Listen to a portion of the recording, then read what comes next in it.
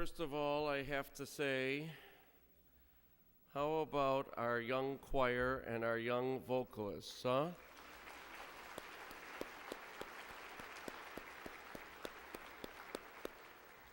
Not only do they sound great, but they've got confidence and exuberance. So it's wonderful. Thank you so very much for leading us today. And you know, this weekend, a great weekend, Thanksgiving weekend, a weekend we focus on family more so than ever. It's a beautiful time as families gather.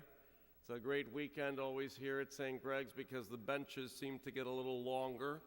You know, as we see our college students home and others who've moved out of town have returned home for the holiday weekend. So it's always wonderful to see so many people. And hopefully we've all experienced wonderful experiences with our families this weekend. If it be dinner on Thursday, the gathering of family and friends. And hopefully as you've gathered as family or gathered with friends among you, you have the opportunity to have a little baby. You know, it seems that we love and a particular joy comes when there's a little baby in our family midst. In my visits on Thanksgiving, one set of friends, they're actually at Mass right now, you know, there's a baby, a newborn baby in the family. And it seems that, you know, it's not bad being a little baby. You have an entire staff to take care of you. You know, there is not one individual present who does not want to tend to the baby, right? Everybody wants to tend to the baby. If it be any little cry, any giggle, any particular need, everybody goes. We want to tend to the baby, huh? And grandmas and grandpas, particularly when they're new grandmas and grandpas, do you not look forward to grandma and grandpa duty, huh? When you get to tend to the baby and offer time to watch over the children as mom and dad maybe need to go and attend to other things. We love tending to the children. Also, the last week we celebrated on the other side of life some funerals here at St. Greg's, a good number of them. And it's always a very gratifying moment in the midst of a sorrowful time as I listen to families talk about how they tended to their loved one.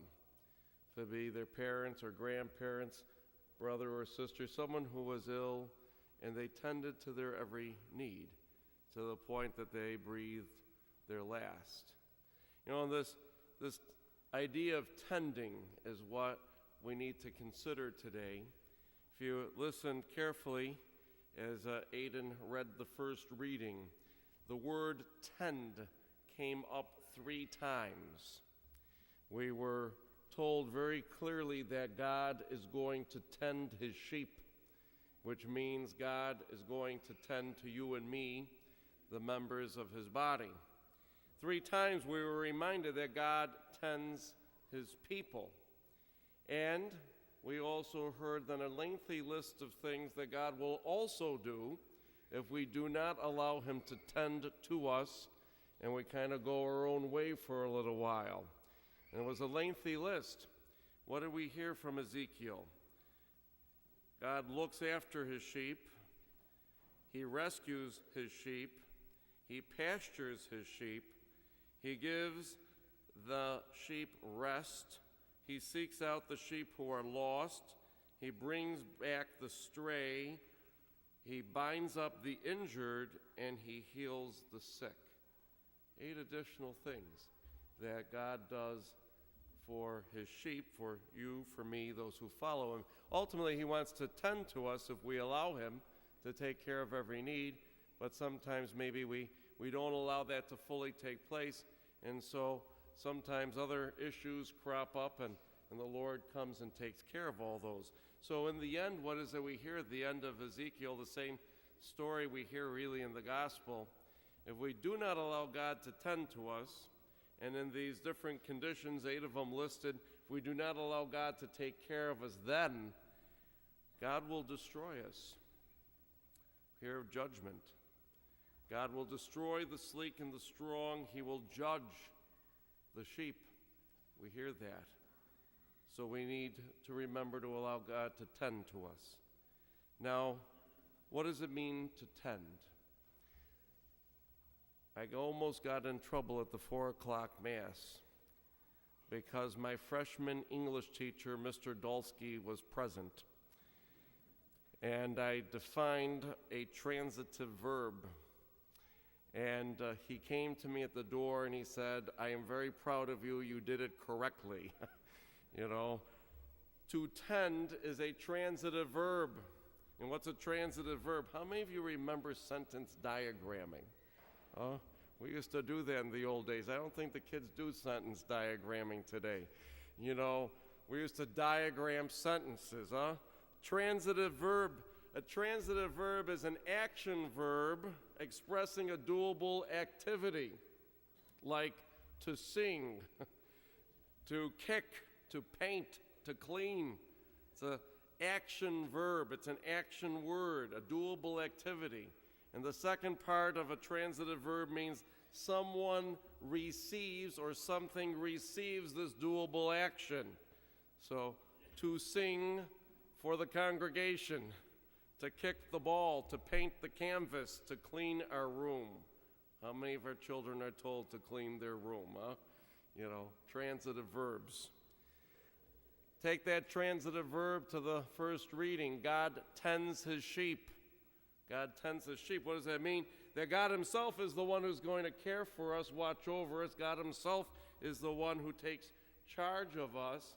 And God himself is the one who stands by to prevent any harm from coming to us. Transitive verb. Simple question as we end the church year.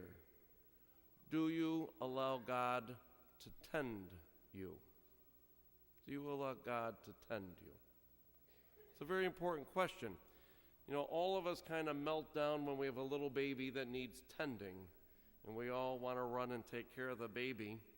You know, in just the same fashion, God desires to tend to you. Just as we want to tend to the children among us who trust us completely, they have no choice in the matter, I suppose. You know, they trust us completely to tend to their every need. So too, we're called to have that trust to allow God to tend to our every need. Do you let God tend to you? As babies, we have that trust. We allow everyone to tend to our need. We get a little older, and we start making our own decisions. Just yesterday, I was driving down one of the side streets, and along the curb was 2 children, very small, on their bikes with their parent, and the one child thought it was going to be very nice to ride his new bike in the middle of the street, and was not too happy that mother was tending to his need to bring him back towards the curb, you know, and I just kind of stopped and let it all take place. As kids, we kind of sometimes stray from allowing ourselves to be tended to, make up our own minds. Certainly teenage years, young adult years, maybe we don't ask for advice any longer. We make decisions without even consulting. We don't want to be tended to. Do we do the same thing to God? Ezekiel reminds us that if we have, God will still look after us. If we have, God rescues us, God pastures us. If we have, God will still provide us rest. God is the one who will seek us out when we're lost, bring us back when we're strayed, bind us if we've become injured in some way, and God is the one who will always heal us. These things can happen if we don't allow God to tend to our every need, to allow God to make those decisions for every facet of our life. So simply, as we bring the church year to an end, do you allow God to tend to you? Or is there some way that we maybe have gone a little astray, we've made some decisions for ourselves and realize we got a little bit of a bind now? And if we realize that in some way in this new year, to perhaps make the resolution for the new church year to allow God to do one of those 8 things that we need, Ezekiel talked about, and once again be restored to tending to every facet of our life. God will never let us down. Do you allow him to tend to you?